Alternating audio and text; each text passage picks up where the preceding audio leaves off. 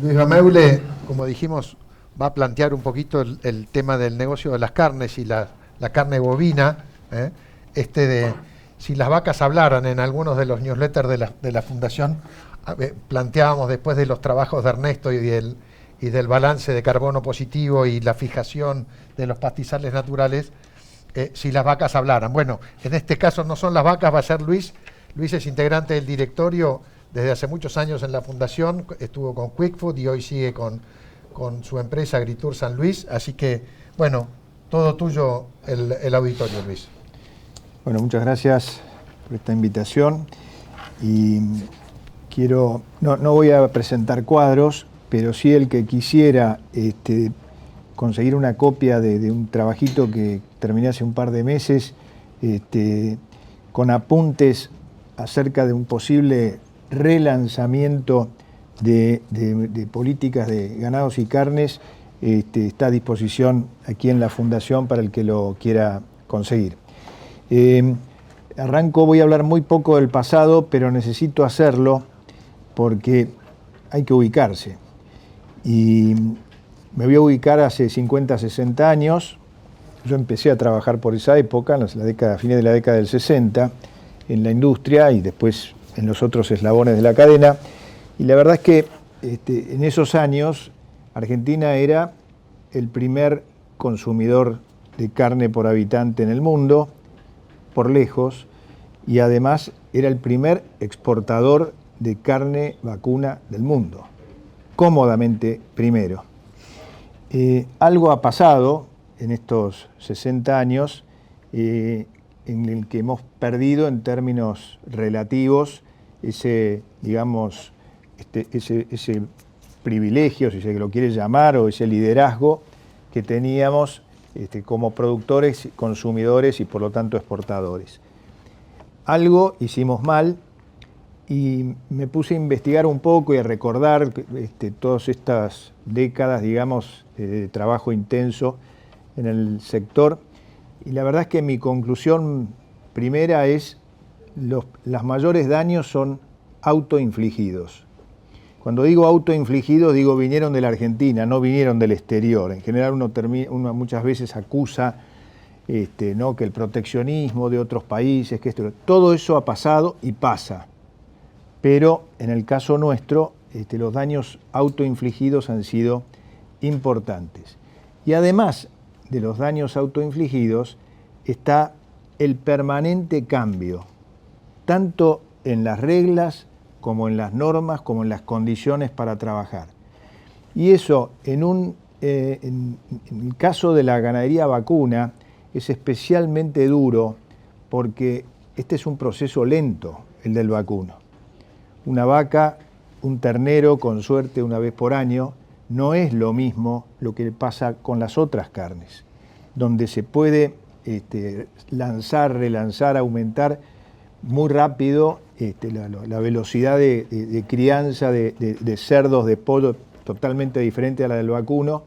Y lo cierto es que eso ha influido porque las reglas nuestras, al cambiarse tanto, no se puede lograr o no se ha podido lograr visiones de largo plazo.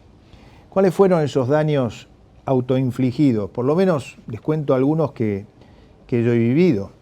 Hemos pasado, por ejemplo, presiones impositivas superiores a las de cualquier país normal. No solo en cantidad de impuestos con su burocracia incorporada, sino la magnitud de los impuestos. Preguntémonos qué países del mundo gravan sus exportaciones y en el caso nuestro, ahora además con cepo exportador, es decir, no tenemos cambio libre, no tenemos cambio único, tenemos variedad de tipos de cambio, cambian todo el tiempo y encima retenciones, mal llamadas retenciones, porque son impuestos que no se retienen de nada, se van en su mayor parte a rentas generales. Ninguno de nuestros competidores atraviesa este tipo de problema, bien autoinfligido, por cierto. Pero también en estos hemos tenido circunstancias puntuales diferentes. Yo, cuando empecé a trabajar en la década del 60, Argentina puso una veda de consumo de carne vacuna. Las carnicerías podían abrir una semana sí, una semana no, lunes y martes no. Se estaba buscando divisas en algún momento y entonces se privilegió la exportación. Esas cosas duraron poco y en general estas últimas décadas han sido más bien apuntando a que la carne es casi un bien salario y al ser un bien salario hace falta que no suba de precio y entonces, como en tantos momentos, incluso en los actuales, se termina acusando a los formadores, entre comillas, de precios, de eso que genera otra institución, que es el Estado a través de la inflación. Entonces, y de la emisión irrestricta, digamos, de dinero. Agreguemos también otras trabas. Hemos tenido cupos, tenemos cupos. Hay cortes que no se pueden exportar. Hemos tenido, como dije antes, cepo de todo tipo y hemos tenido además cualquier, yo diría, irrupción en los negocios así momentánea o de mediano o de largo plazo.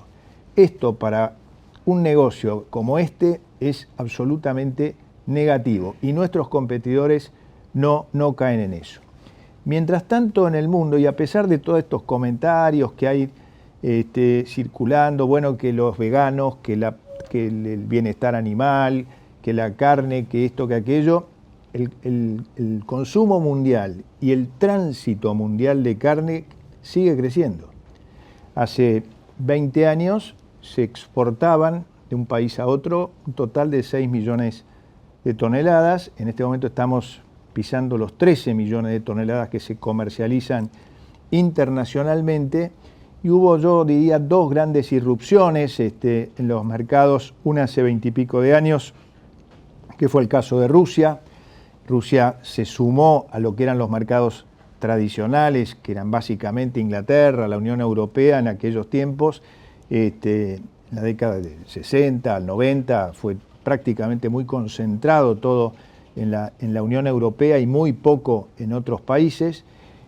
Pero Rusia, que además le compraba casi todo lo que necesitaba la Unión Europea se lo financiaba y estos excedentes de carne de la Unión Europea venían de su política de llamada seguridad alimentaria, por la cual subsidiaba Europa la producción de una cantidad de alimentos. Algunos recordarán la montaña de manteca, la montaña de leche en polvo, la montaña de carne vacuna, y eso era porque los subsidios eran por tonelada o por unidad de producción.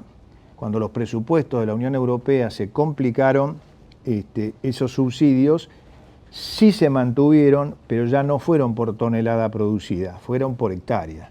Por lo tanto, el que quería tener una vaquita pastando y no una producción intensiva, lo podía hacer y recibe el mismo tipo de subsidio.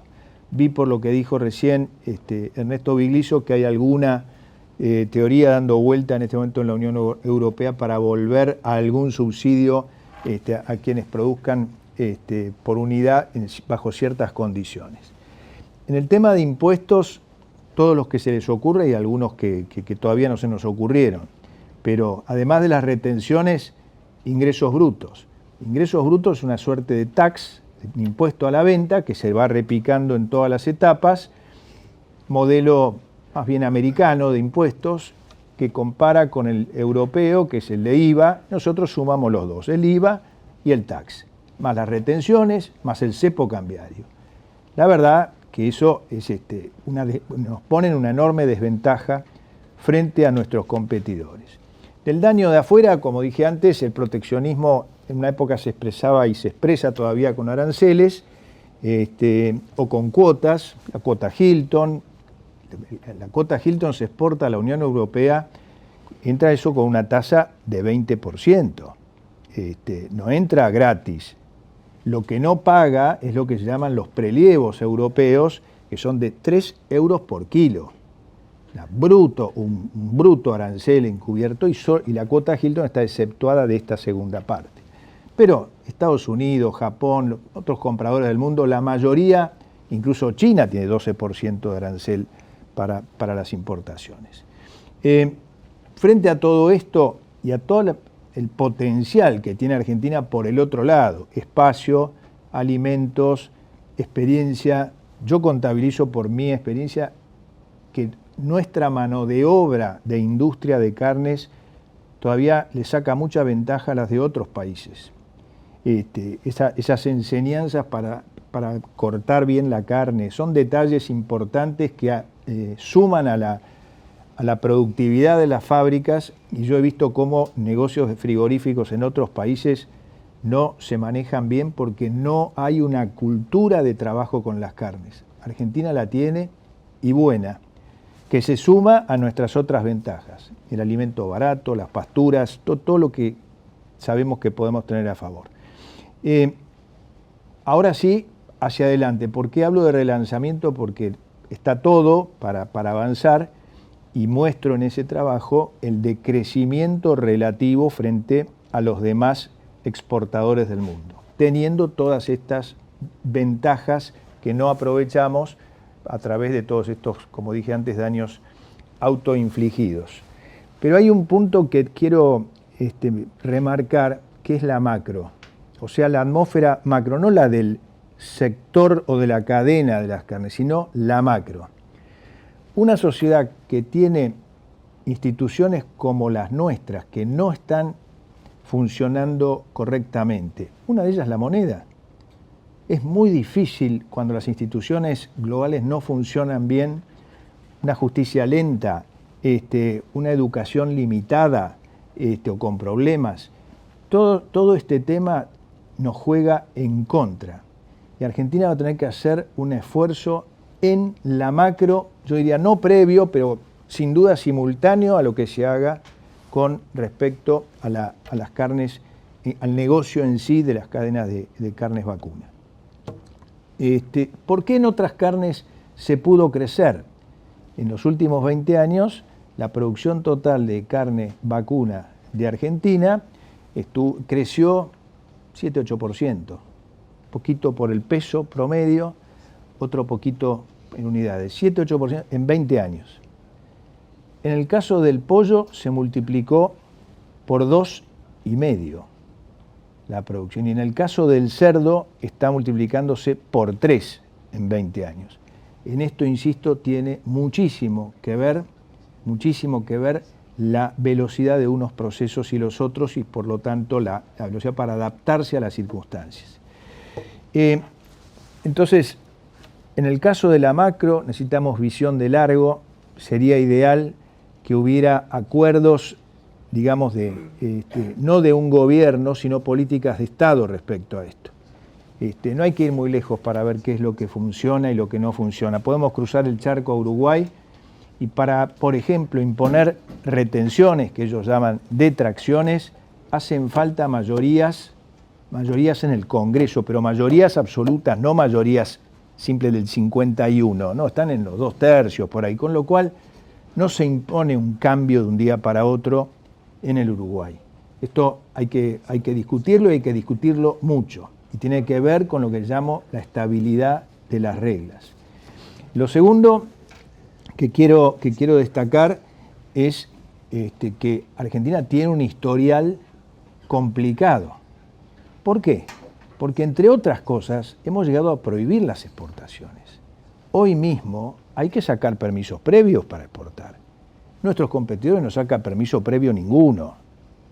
Entonces, llega un correo, un mail o el WhatsApp del cliente, y nosotros, antes de cerrar el negocio, mirá que tenemos que conseguir la aprobación previa. Todo esto se va sumando, agregado a todo lo que les mencioné. Tenemos un acuerdo dando vueltas con la Unión Europea que lleva más de 20 años sin cerrarse. Y el acuerdo no es que nos va a liberar absolutamente el ingreso de nuestras carnes a la Unión Europea. Lo va a facilitar un poco. Estamos 20 y pico de años negociando este acuerdo. Argentina no hizo acuerdos de país a país, prácticamente ninguno. Creo que está con Israel, hay uno dando vueltas. Pero nuestros competidores avanzan en este tipo de acuerdos permanentemente. Bajo un minuto ahora sí a lo que es la micro, dentro de lo que es cadena de granos y carnes, y no tanto lo de la macro. Y les digo, bueno, seguimos discutiendo lo de la necesidad de un mínimo sanitario. todavía se observan en algunos lugares, sobre todo del interior, algunos formatos de faena y de producción muy primitivos, por llamarlo suavemente. Hemos avanzado, SENASA se mueve, etcétera, etcétera, pero algún día tendremos que generar un mínimo sanitario para poder funcionar en este sector. Todavía a veces circulan mediarreses por el mercado, no se distribuyen todavía cortes masivamente separados. Hay veces uno viaja por un pueblo no muy lejos de Buenos Aires y ve un cartel que dice lomo 100, asado 90. Ese cartel es una señal de pésimo aprovechamiento de las carnes. Los lomos valen mucho más que el asado. El asado es un producto que se consume en muy pocos lugares del mundo. Acá, Río de la Plata, sur de Brasil, y se acabó. Entonces, cuando vemos esas cosas de que nuestros lomos pueden estar cerca del precio del asado, es que algo estamos haciendo mal en cuanto al aprovechamiento y la productividad de la cadena. Otros detalles ya un poco más menores. Argentina pondera para medir sus exportaciones los kilos con hueso, los kilos sin hueso los multiplica por 1.5 para unificar el criterio de medida y llevar todo a lo que se llama equivalente carne con hueso. Multiplica por 1,5. Otros países lo hacen por 1,3, otros países lo hacen por 1,4. Esto quiere decir que sobredimensionamos un poco nuestros números de exportaciones. Eso hay que arreglarlo también. Entonces, con estas cuestiones, más el hecho de que los impuestos, por ejemplo, a la exportación no afectan solamente a la carne, afectan a todos los subproductos.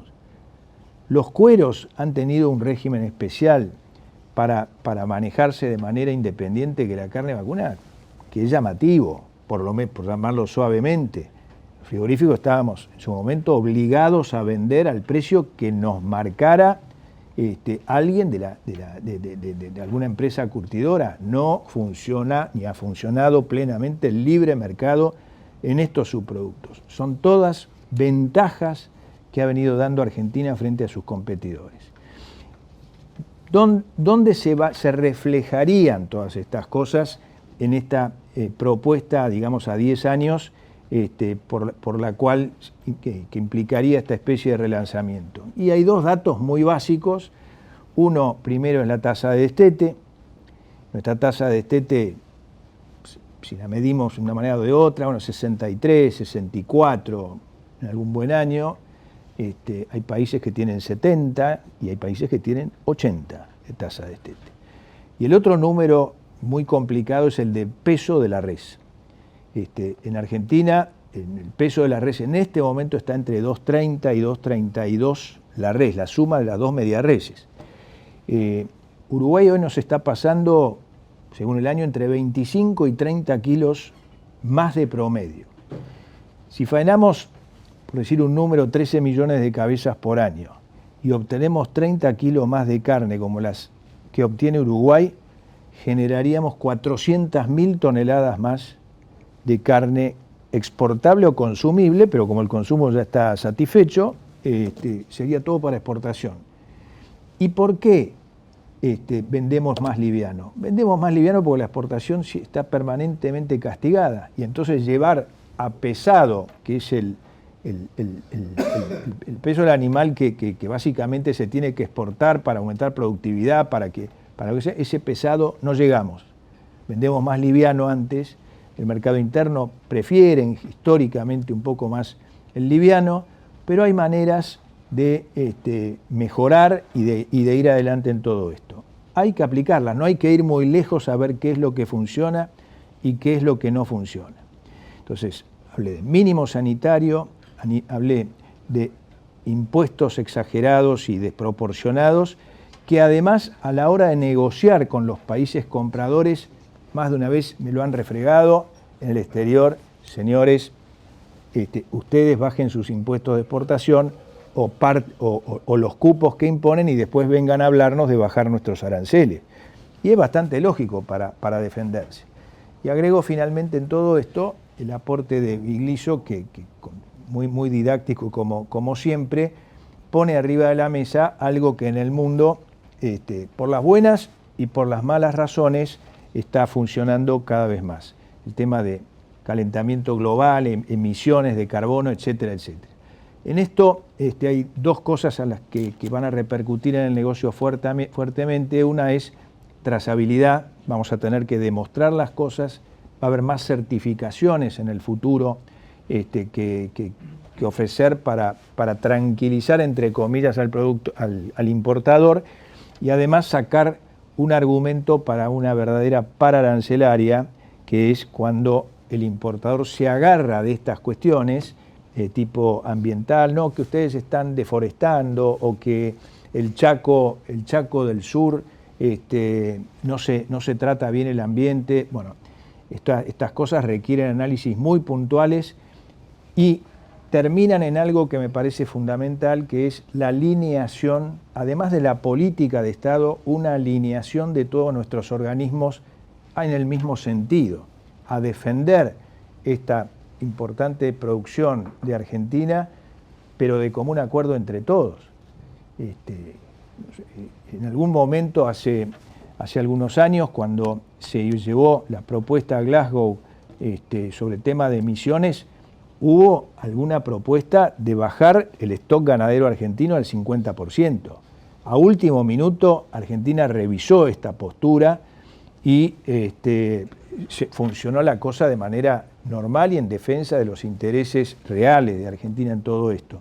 Pero la verdad es que estuvimos al borde de cometer un error gravísimo, que además hubiera repercutido hasta en nuestros propios vecinos y los otros competidores, porque si Argentina ofrecía eso, bueno, ¿qué quedaba para el resto? Bueno, 2 o 3 números ahora que se podrían alcanzar en 10 años si hiciéramos las cosas mínimamente bien, tomando en cuenta todos estos elementos. Como dije antes, mejoras en el destete, mejoras en el peso, menor presión impositiva, estabilidad de reglas, alineamiento de nuestros negociadores, de nuestros ministerios, digamos, todos en el mismo sentido. El stock no tendría que subir demasiado. Hoy está en 54 millones de cabezas, en 10 años podría quizás llegar a 58, 60 millones de cabezas, pero claro, con más destete, con más peso, el volumen crecería fuertemente de nuestra oferta de ganado vacuno. La faena, hoy estamos faenando entre 13 y 14 millones, quizás lleguemos en algún momento a esta cifra, este año o el que viene, se podría llegar a 17, 18 millones de cabezas a 10 años, subir otros 5, 6% el peso, como dije antes. El consumo, más allá de los 50 kilos, hoy creo que estamos incluso unos 2 kilos arriba, porque mientras hay meses que tenemos el precio retrasado del vacuno, sube un poco la demanda interna. Si de golpe recupera precio, baja entonces un poco la demanda, pero estamos en un eje de alrededor de los 50 kilos, pero nuestras exportaciones podrían prácticamente duplicarse, llevarse de las 850, 890 mil toneladas que hemos tenido el último año a 1,5 millones, 1.600.000 toneladas sin grandes problemas, y aumentar la recaudación de dólares, que hoy está en 3.000, 3.200 millones de dólares, se espera de la cadena, llevarla a 5.000, 5.500 millones, así, bastante rápido en términos de la velocidad del vacuno. Eso es prácticamente todo lo que quería comentarles hoy.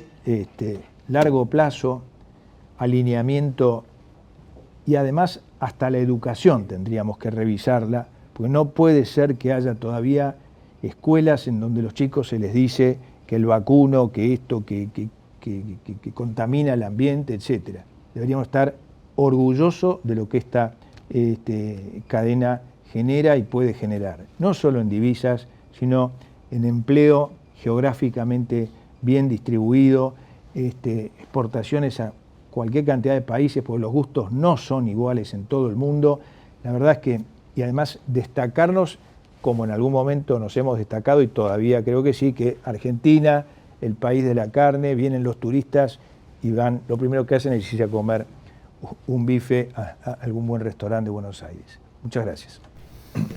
Impecable, excelente, como siempre, Luis. Y llegan muchísimas preguntas, sobre todo mucha motivación a los privados, que me parece que en esto es clave, ¿no? ¿Arrancás vos? Luis, sí, sencillamente, y para dar paso después a la parte granaria, siempre me pregunto qué posibilidades tiene la Argentina de recuperar estos 800 y pico de mil toneladas que hemos exportado. Prácticamente el 70% fue a China y es carne de vaca y carne congelada y no de la mejor calidad y de precios.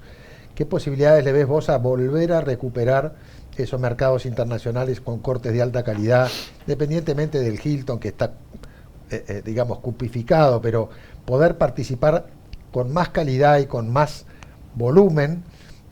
Obviamente más calidad implica también un agregado valor y un valor distinto, un ingreso adicional que puede ser, digamos, muy considerable para la Argentina.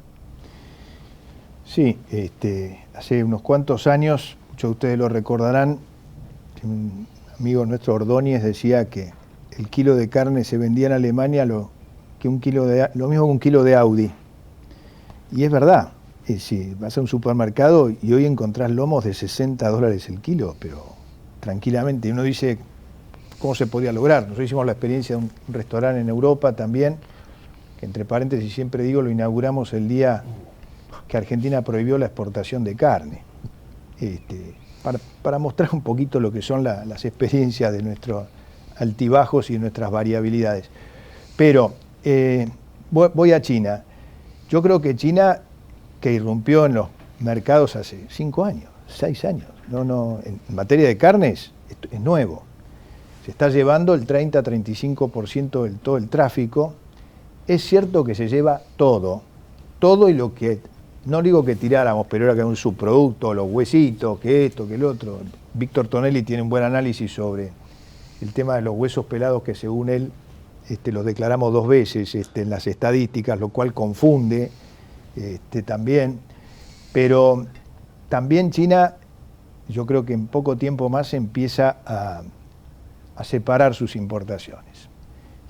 Hay 30 o 40 millones de chinos que viven de otro modo, y van a empezar para mí pero estas cosas exigen también un trabajo de promoción, de permanencia en los mercados, de tener oficinas en esos lugares, etcétera. Y no solamente un registro de ventas, por ahí que ir armando restaurantes, etcétera, y eso va a ir llevando a que se lleve mejor calidad. Obviamente, Europa está consumiendo 17 kilos por año por habitante, no consume mucha carne vacuna, pero es de alta calidad. Si la cuota Hilton se ampliara, o si se eliminaran las cuotas, o que hubiera un acuerdo de mayor libre comercio, sin duda, automáticamente en el mercado europeo y en algunos otros países del mundo que vienen creciendo bien, habría lugar para nuestras especialidades. Pero no es fácil, porque además cada vez que arrancamos con algo, de golpe viene una medida que te va para atrás y perdemos esa posibilidad, esa competitividad que nos daría la estabilidad de reglas. Bueno. Tengo una de alguien que te felicita y dice: yo lo escuché a Luis hace 30 años dar una charla con ideas como estas en la Sociedad Rural de Rafaela. Mirá el tipo cómo se acuerda, Y dice, ¿qué nos está faltando? Dice, políticas públicas, paquete de leyes agropecuarias, ¿cómo se logra continuidad en todo esto? ¿No? Como que lo que me parece que plantea es, venimos diciendo cosas muy lógicas, pero no producimos el quiebre ni la continuidad, ¿no? Para hacerlas. No, yo creo que el tema de la politización de los negocios, cuando yo hablo de la macro, debería haber insistido, haber influido. Hoy tenemos que hacer como una especie de Maldón y empezar con las reglas de cero, pero dentro de las reglas de cero digo la libertad de comercio, cosas tan elementales como esa, el derecho de propiedad, que en el día de ayer se esté convocando a un acuerdo de 90 días de precios y salarios, digo, decir, otra vez sopa, siempre la misma historia, no entendemos nada. Me sorprende escuchar a funcionarios que cuando eran privados decían que la inflación la generaba el Estado y ahora hablan de formadores de precios. que por supuesto una vez que se arranca el proceso inflacionario, todos nos tenemos, y si no nos montamos, estamos liquidados en 15 días. Pero hay un arranque, hay un punto inicial en la inflación. Y el mundo ya lo entendió y nosotros seguimos sin entenderlo. Entonces, cuando yo hablé de necesidad de macro, es que tenemos que arrancar con estas cosas tan básicas. Los países abiertos, y esto ya ahora está demostrado, son los que más crecen. ¿Por qué somos tan cerrados? Cuando hace 100 años, cuando Argentina era el primer exportador de carne vacuna del mundo, Argentina era 3-4% del comercio mundial. Hoy es el 0,2-0,3% del comercio mundial. Si eso no es encierro, no sé dónde está. Entonces, cuando yo hablo de la macro, es que esta cabeza hay que cambiarla. Y esta cabeza es política, y lamentablemente los gobiernos, y no digo solo están generalmente presionados por el cortismo. ¿Cómo arreglo el problema de hoy, de mañana? Hace esto, precio cuidado, precio justo, precios esto. Por favor, ¿por qué no arreglás el problema de tu cuenta básica, que no, digamos que ya ni reservas tenemos? Entonces, por eso hablo tanto de la macro. Y después bajando al sector, por supuesto, la libertad, la formalidad, es otro elemento que acá hay que sumar, los mínimos sanitarios que dije, todo eso después refuerza y nos lleva para adelante. Pero ¿quién va a invertir en nuevas tecnologías con reglas que cambian de esta manera? Y si los dólares que necesitas para comprar un repuesto de una máquina no están, entonces tenés que traerlo, bueno, para conseguir la licencia no automática. Bueno, todo esto es lo que nos lleva en gran parte a este desmadre y esta decadencia relativa a Argentina. Perdón que lo hice largo. Impecable, no, excelente, excelente. Luis, le quiero recordar a la audiencia, porque llegan muchas preguntas, que después tenemos al final un panel de debate. Va a estar, además de Luis, va a estar Fernando Canosa. Así que sigan haciendo llegar preguntas y a los que no, como están registrados, les quiero decir que se los vamos a hacer contestar. La producción se los va a enviar acá a Gustavo para que todo el equipo después se las haga llegar las contestaciones. Y gracias a todos, porque veo un montón de gente muy activa y gente que se ve que los conoce a todos y está muy enganchado con esto. Bueno, muchas gracias, Luis. Creo que un completísimo panorama de un negocio tradicional de la Argentina que está olvidado, como vos decís, y que de alguna forma seguimos involucionando en alguna medida y no hemos podido manifestar el crecimiento que desde la Fundación planteamos y lo vemos como una oportunidad, ¿no?